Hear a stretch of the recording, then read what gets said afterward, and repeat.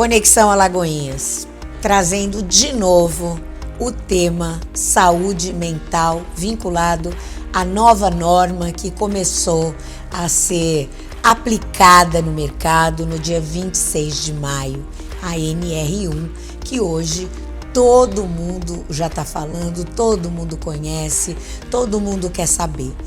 E olha, não é mais do mesmo, gente. Porque a NR1 e a questão da saúde mental, ela traz diversos vieses. O viés da empresa, o viés do trabalhador, o viés da legislação. E hoje eu trouxe uma profissional, uma especialista na área de saúde mental e nós vamos começar a falar sobre o trabalhador.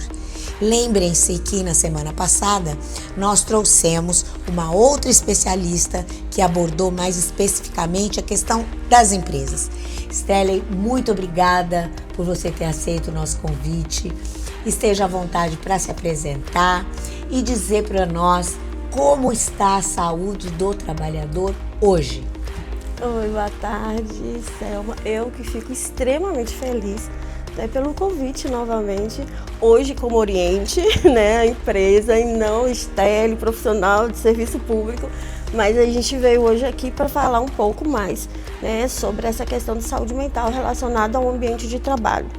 E a gente já tinha ouvido falar um pouquinho sobre a questão do órgão público, mas agora especificamente como que está esse cenário de implementação da NR1, porque eu reforço o tempo todo, a NR1 sempre existiu, é um adentro nela, foi mais um acréscimo dos aspectos psicossociais dentro de uma norma que ela já existia. E que esse aspecto psicossocial, se ele está acontecendo é porque tem razão de acontecer.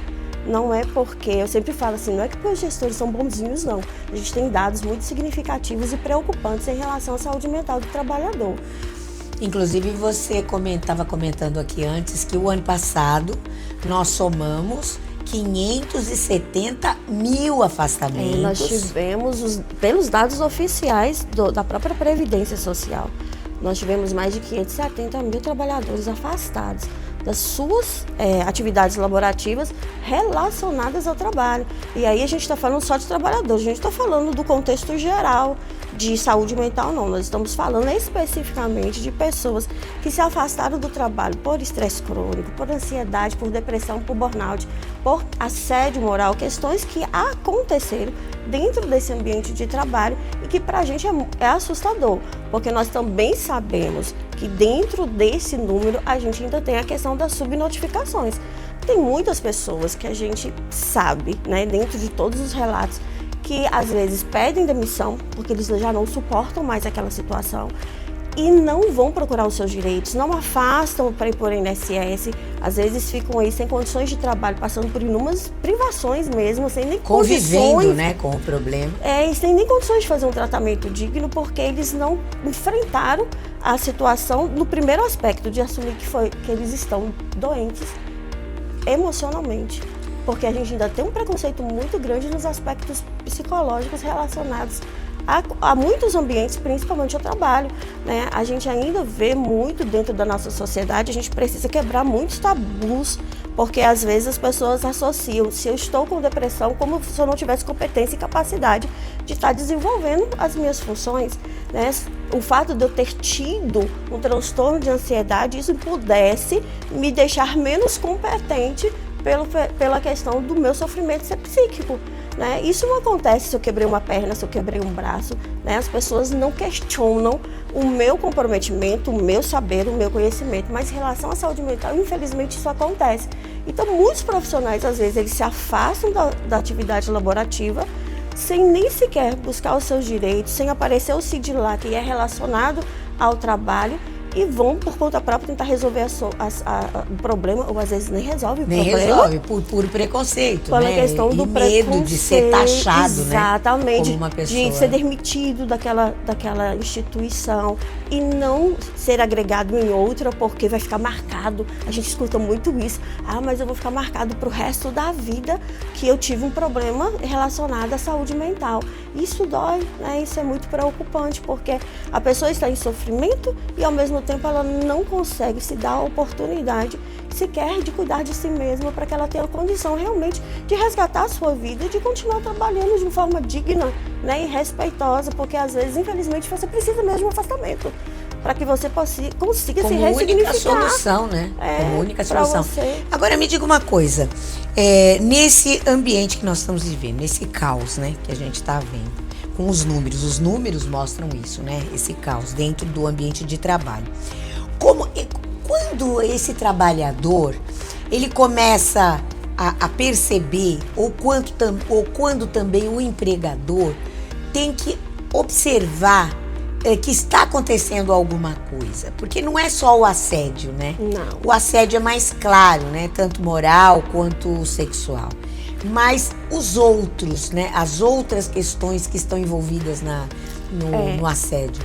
Eu acho, sabe, Selma, que um dos ganhos em relação ao diagnóstico psicossocial relacionado aos riscos psicossociais dentro da empresa, porque assim, às vezes o empregador ele acha que é só mais uma questão de burocracia, mais um gasto para a empresa, e ele não consegue visualizar que esse diagnóstico possibilitará com que ele tenha menos pessoas em afastamento, onde ele tenha menos processos relacionados a questões trabalhistas, de pessoas que sofreram algum tipo de assédio ou situação dentro do trabalho e adoeceram e que depois podem colocar a empresa na justiça. Ele está cuidando de um aspecto, de um ambiente mais harmonioso e saudável dentro da empresa, o que também vai trazer mais produtividade, vai trazer um clima organizacional que a gente diz de melhor desempenho e de melhores respostas em relação ao trabalhador.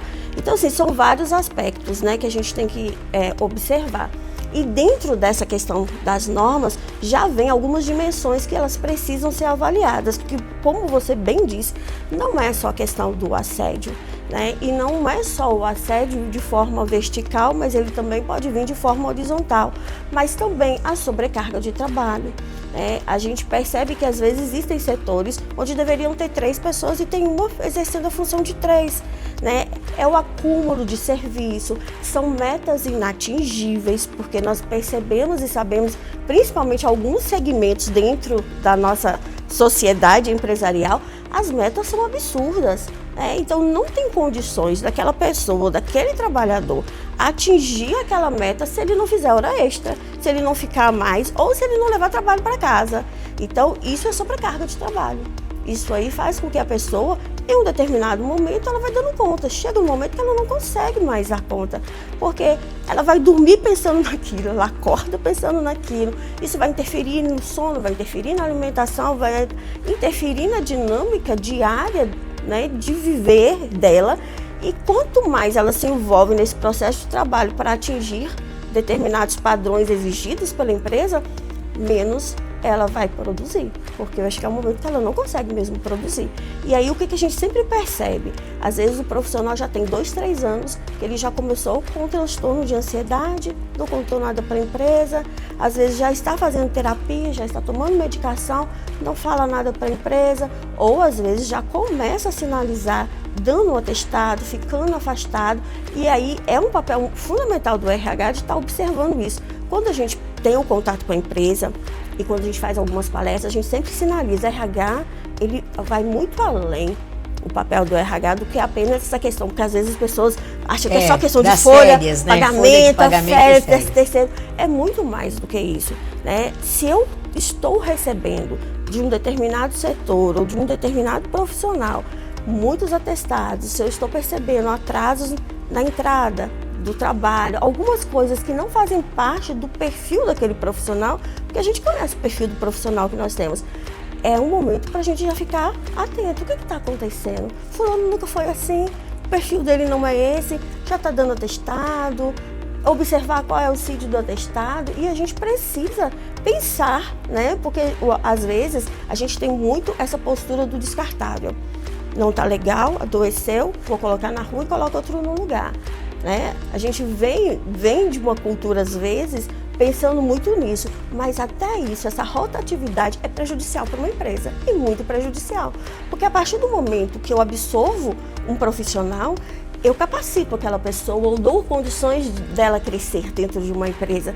Então, Tem muitas pessoas no mercado de trabalho disponível? Tem, mas talvez eu não tenha nenhuma pessoa que tenha o conhecimento, o preparo, as especializações que você, por exemplo, já tem dentro desse percurso, desse processo que você está dentro da empresa. Então, vir uma outra pessoa é prejudicial, tem que começar do zero muitas vezes. Exatamente, o investimento que você fez naquele funcionário... Financeiro, emocional, tudo. Você volta, como você mesmo disse, a estaca zero. Então não é só uma substituição e uma troca, é o que eu tenho dentro do mercado, o que eu tenho dentro da minha empresa, o que eu preciso para que o trabalho ele continue sendo excelente. E aí, dentro desse aspecto do diagnóstico psicossocial da empresa, nós não estamos falando de indivíduos, nós estamos falando do clima organizacional. O que aquele ambiente favorece ou não para que eu tenha no final o resultado que eu quero, sem ter que matar pessoas, sem ter que adoecer pessoas. Porque nós também temos, infelizmente, dentro desse processo de adoecimento, um número muito significativo. Eu não tenho de cabeça o número estatístico para te passar, mas são números muito, muito expressivos já de tentativas de suicídio e de suicídios relacionados ao trabalho. Mais mulheres ou mais homens? Tá pau a pau. Olha eu falando. É o termo que eu utilizei.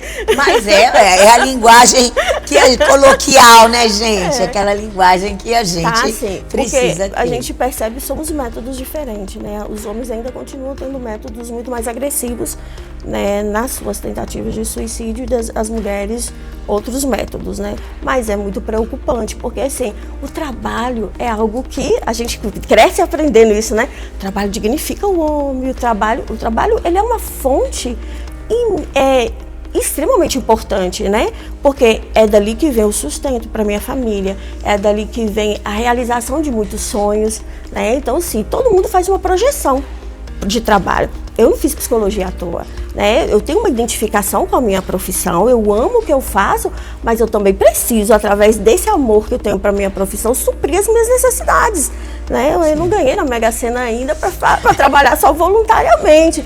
Então, a gente precisa também desse espaço onde a gente trabalha, não ser só um espaço que nos suga. Ele precisa ser realmente um espaço de realização e prazer. E o trabalhador, ele mudou a mentalidade dele com relação a isso? Porque as pessoas sabem que, às vezes, o trabalhador aguenta, né? Aguenta muito. E no passado, até pela cultura, né, colonialista que a gente teve, ele aguentava muito mais. Este perfil desse novo trabalhador, ele ajuda a trazer esses diagnósticos de uma forma mais presente? Eu acho que a gente ainda tem um caminho longo, viu, Selma? Porque assim, o que a gente visualiza? Essa questão da implementação, a gente já viu muitas coisas acontecendo de forma equivocada. Tem muita empresa que acha que implantou mas que vai acabar sendo penalizada, vai acabar sendo punida, porque a implantação da NR1 no aspecto psicossocial não é só um questionário que os colaboradores, os trabalhadores têm que preencher, não. É muito além do que isso. São entrevistas, são momentos de encontros, são reuniões. É você realmente entender o que acontece dentro daquele espaço laborativo. E ainda a gente tem, pasme, muitas pessoas que eu contatei, que eu entrei em contato, de colaboradores, de pessoas que estão ali trabalhando, que fizeram, que preencheram e nem sabiam o que estavam fazendo. Então a gente já começa errado, porque a pessoa às vezes preenche de qualquer maneira, ou preenche naquele clima de medo. Eu não vou responder de verdade o que acontece, porque eu não sei quem está recebendo, quem é que está tendo acesso a essas informações. E qual o resultado disso? Qual a implicação disso? Vão me colocar na rua? Vão me demitir se eu falar a verdade? Então tem muitas empresas aí que o diagnóstico delas está totalmente equivocado, todo errado, e que não mensurou nada, porque já começou errado pela falta de informação dos colaboradores. E dizer, nós estamos fazendo isso é por esse objetivo, a intenção é essa, a importância é essa, porque muitas pessoas não conseguiram ainda entender que também quando ela está respondendo ou quando ela for participar de uma reunião, é importante ela pontuar o que está acontecendo, com a empresa ou com a assessoria que está vindo, porque ele está falando dessa estrutura e da melhoria da qualidade do ambiente de trabalho para ele. E, inclusive, uma das questões que a gente vem discutindo também, não só no âmbito da psicologia, mas também no âmbito da comunicação assertiva, né? A gente que, como advogado, jornalista, trabalha nessa área de comunicação. As empresas não estão conseguindo transmitir para os seus funcionários, para as suas gerências, supervisões, exatamente o que está acontecendo neste ambiente a partir desta nova norma. Então, quer dizer, a partir do momento em que a própria empresa não consegue se comunicar, já é um ponto nevrálgico aí da situação. Com certeza. Não é? Porque um dos critérios que é avaliado nessa questão dos riscos psicossociais é como essas informações chegam. Porque às vezes as pessoas acham que é besteira, mas não é, gente. Uma informação retrucada, o que a gente chama de ruídos na comunicação, ela é extremamente prejudicial. É uma ordem pela manhã, daqui a pouco de tarde já é uma outra informação, já é uma outra coisa que é para você fazer. Então essa descontinuidade do que você faz, qual é o seu papel, essas coisas precisam ficar bem evidenciadas. E isso ajuda, né, para que você tenha um trabalho com boas respostas, com boa produtividade, porque às vezes de manhã você chega, a informação é essa, a meta hoje é essa, né? É passado pela gerência ou pelo diretor ou pelo coordenador. Daqui a pouco, uma hora depois, já vem uma outra pessoa, que às vezes é superior àquela outra pessoa que te deu essa informação, e já lhe dá uma outra ordem, já te dá uma outra informação, a qual às vezes você tem que abandonar aquilo que você está fazendo e começar uma outra coisa.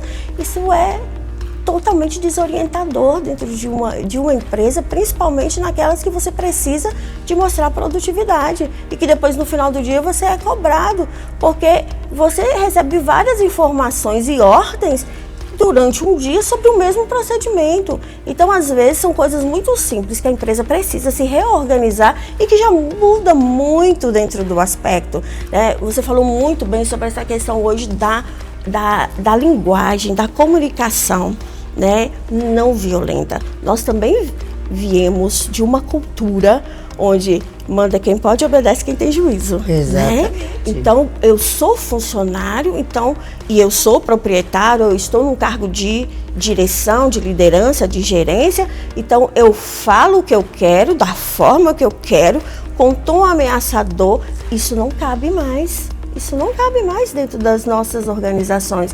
E mudar essa cultura também de algumas lideranças é muito complicado, mas é necessário, porque agora vai atingir o bolso, né? E o que mais a gente tem hoje é facilidade para comprovar as coisas.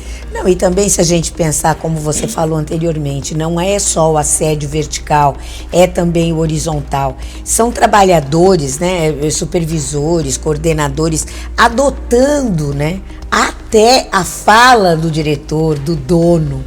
E aí o que acontece? Ele acaba sendo o opressor e oprimido da mesma forma, né? E aí os trabalhadores, eles ficam cada vez mais presos, né, à necessidade dessa gestão desta empresa.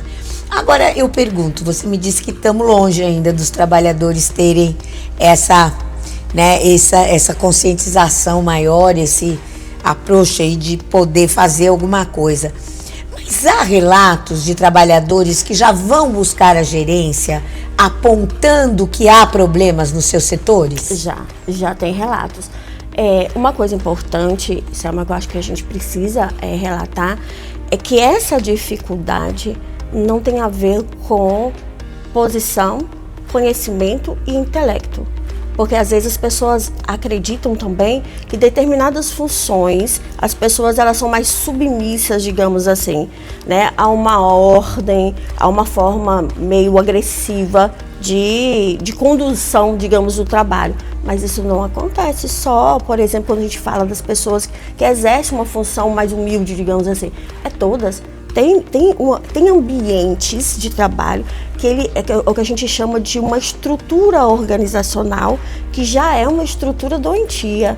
Então, às vezes você não tem que mudar as pessoas, você tem que mudar a estrutura organizacional, porque acontece isso que você acabou de dizer. Eu posso, de repente, sinalizar que foi o meu gerente que foi o assediador.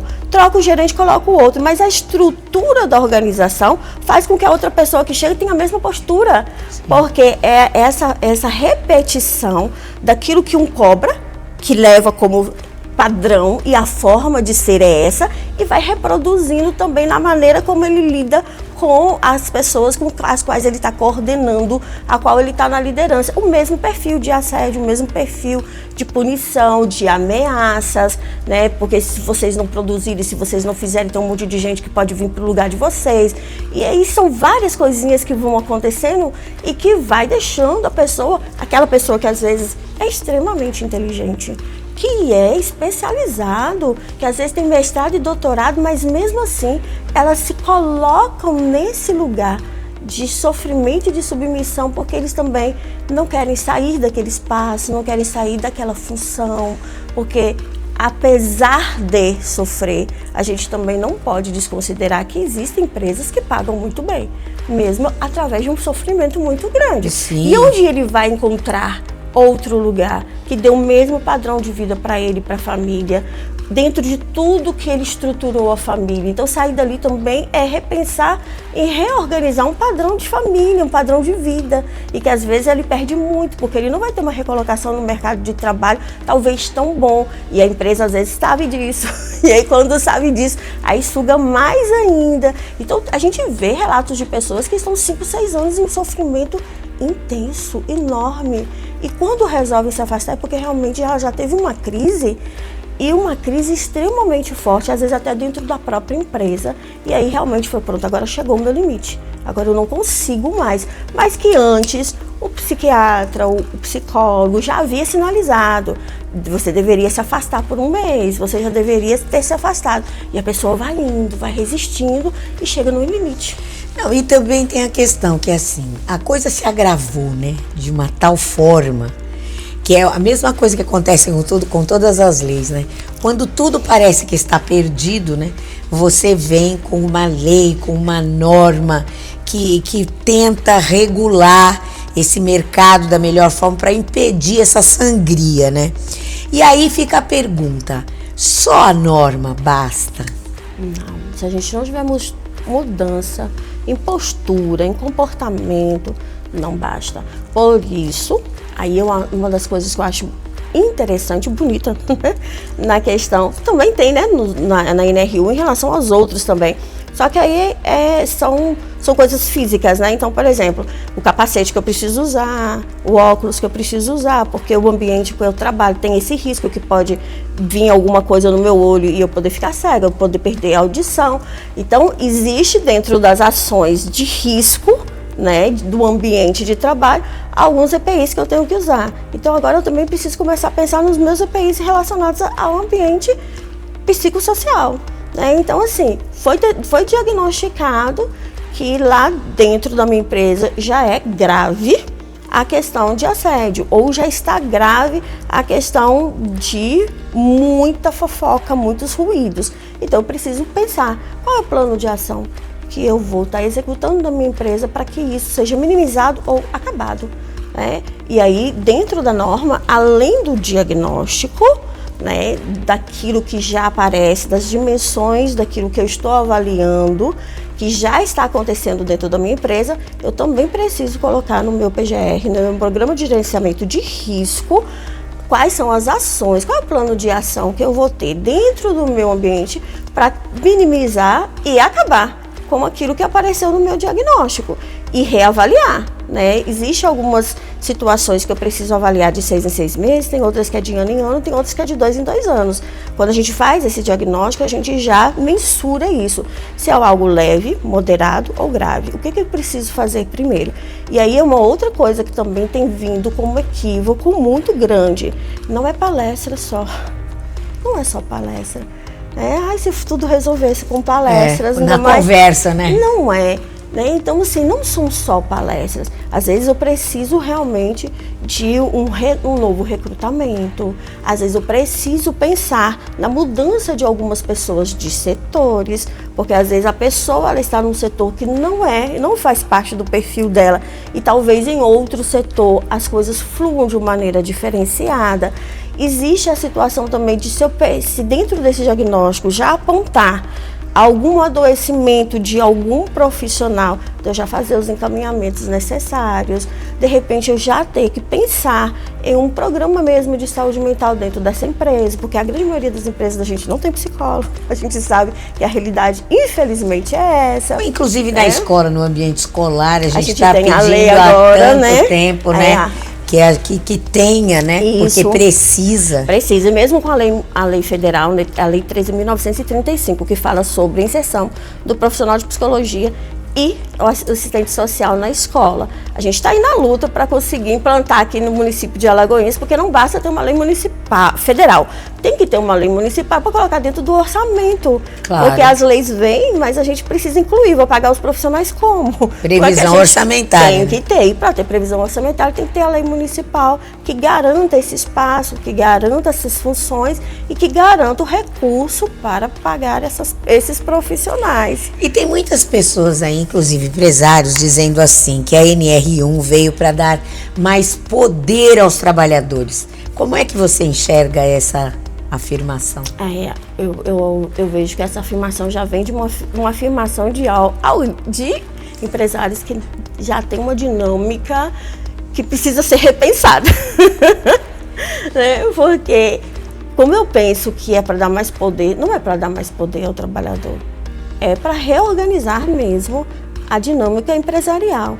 E quando a gente fala de empresa, eu acho importante a gente colocar todo mundo no pacote.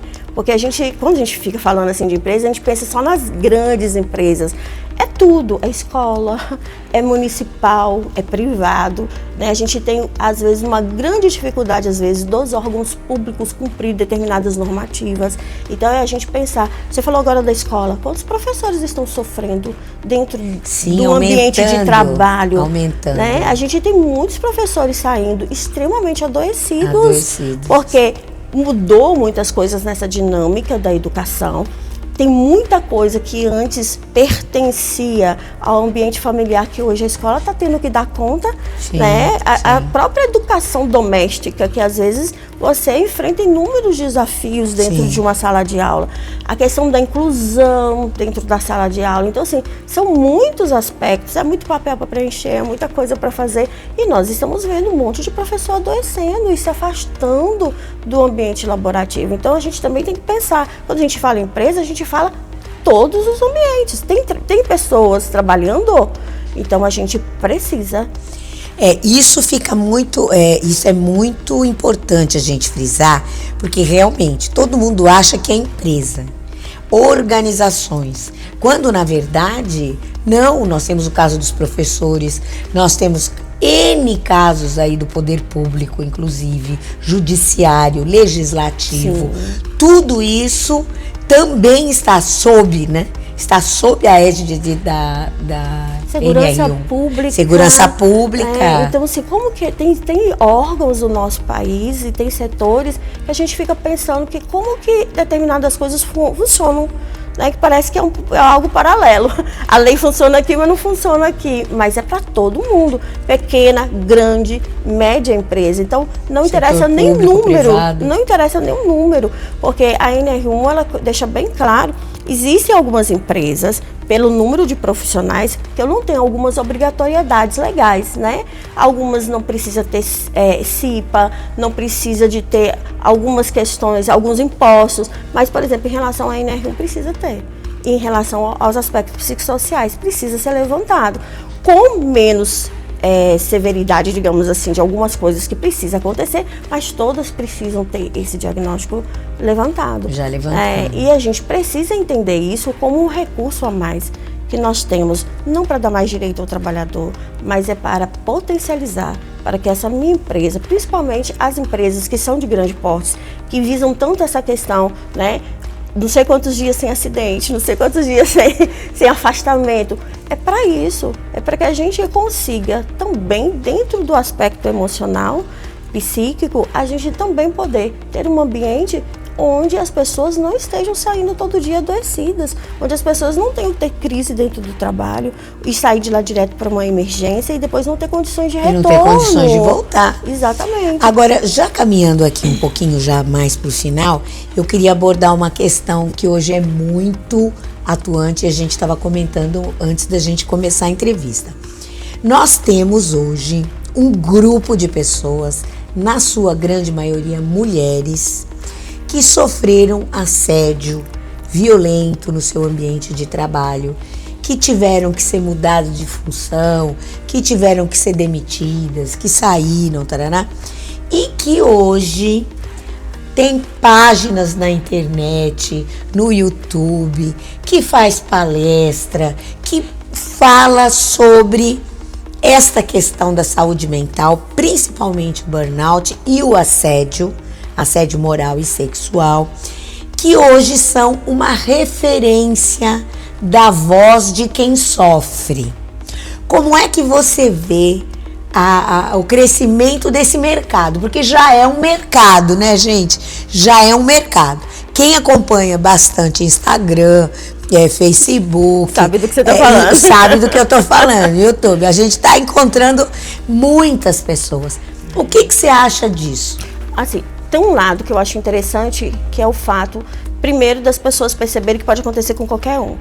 Com um jornalista, com um cantor, com uma pessoa famosa que está na mídia, né? Pode acontecer com qualquer um. Eu acho que isso é um ponto positivo. A gente entender que adoecimento relacionado ao nosso emocional pode acontecer com você, pode acontecer comigo. Não é pelo fato de eu ser psicóloga que eu não possa ter um transtorno, que eu não possa ter uma crise, que eu não possa ter um surto. Pode acontecer com qualquer pessoa, com qualquer classe social, com qualquer cor de pele. Isso eu acho que é interessante, porque isso começa a desmistificar também de algumas pessoas que acham que isso só acontece comigo, que eu sou a pobre coitada, ou que eu, né, nesse espaço de vitimização, de entender que uma pessoa, às vezes, em plena ascensão, né, profissional, ali, ó, um destaque, às vezes, na sua profissão, ela estava passando, e que, às vezes, quando ela foi denunciar, ela foi demitida, e pelo fato de ter denunciado o assédio, por ter denunciado alguma coisa que estava acontecendo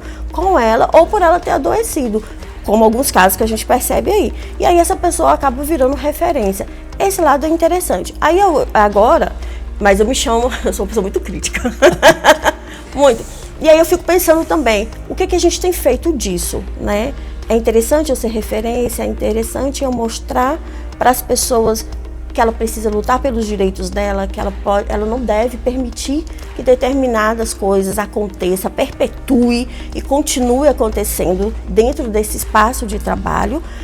Mas qual é o ganho que eu estou tendo em cima também do sofrimento das outras pessoas? Entende? E como se você falou, virou mercado. Qual é a minha competência técnica também para falar de determinadas situações? Porque às vezes eu estou falando de uma forma da superficialidade daquilo que eu passei. Mas como é? Eu tenho acesso a uma determinada situação. Será que toda a população brasileira tem acesso ao tratamento, aos cuidados que eu tive e que eu os coloco ali como referência e acho que todo mundo está tendo acesso? Então, existem algumas colocações dentro desse mercado que a gente visualiza aí, que virou um mercado interessante. Tem gente que escreveu livro, tem gente que lutou pelas normas, tem gente que fez cursos e estão, né, fazendo cursos aí, colocando, tá ganhando muito dinheiro. Mas e aí, tá? Será que isso também está lá associado às políticas públicas ou ela tá solta, né?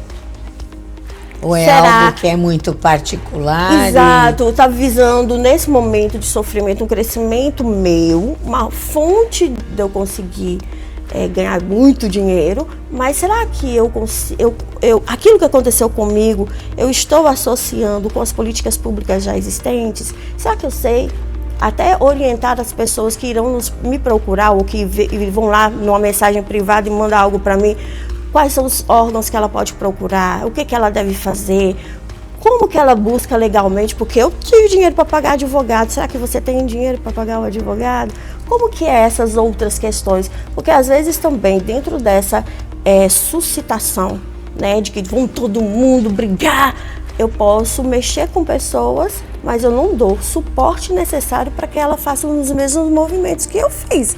E parece que é muito fácil, mas não é fácil, porque os meus recursos são uns, da outra pessoa são outros. Ninguém sabe, né, com quem você está falando. Entendeu? Stella, eu quero que você olhe ali para sua câmera e deixe um recado para trabalhadores e empregadores a respeito da saúde mental, da NRU. Então vamos lá. Primeiro, quero agradecer mais uma vez por estar aqui. Eu gostaria de dizer, tanto para empregadores como para trabalhadores, não é uma briga de poder. O que nós estamos falando sobre a questão dos aspectos, dos riscos psicossociais em relação à saúde mental, não é direito de um ou dever maior do outro. É uma forma de proteção, é uma forma de cuidado, é uma forma de realmente aquele empresário que está preocupado com o crescimento da sua empresa e esse trabalhador que entende que o ambiente de trabalho não é o único fim da sua vida, mas é um meio, um dos meios para ele concretizar e realizar sonhos, é você entender e conseguir colocar de uma forma harmoniosa tanto empregador como profissional dentro de um ambiente que possibilita que você possa trabalhar, que você possa produzir, mas que você possa sair de lá com dignidade, com saúde e em condições de viver. Porque às vezes a gente até chega na aposentadoria, mas a gente chega na aposentadoria com um monte de remédio para comprar, com um monte de dores para resolver e a gente não desfruta aquela tão sonhada aposentadoria. Por quê? Porque a gente negligenciou um processo enorme de trabalho, porque a gente só trabalhou e a gente não teve dentro desse ambiente de trabalho todas as proteções que a gente devia para que a gente pudesse chegar no final com qualidade de vida. Qualidade de vida. E assim nós vamos terminando o Conexão Alagoinhas. Dizendo, gente, o seguinte, nós estamos com a sociedade em plena ebulição. Na verdade, nós estamos com um mundo em transformação. É verdade, muitas guerras, muitos desentendimentos, muitas coisas que estão acontecendo tão fora do nosso alcance, né? Mas vamos tentar trazer para nós, para aquela área na qual nós convivemos, nós vivemos, nós precisamos continuar. Vamos olhar para essa questão da saúde mental, porque como bem lembrou a Estelle, nós precisamos de qualidade de vida. Não adianta nós chegarmos a um ponto máximo da a gente lutou tanto para chegar e a gente não ter a saúde mental para poder usufruir dessa qualidade de vida que tanto a gente buscou. Até o próximo programa.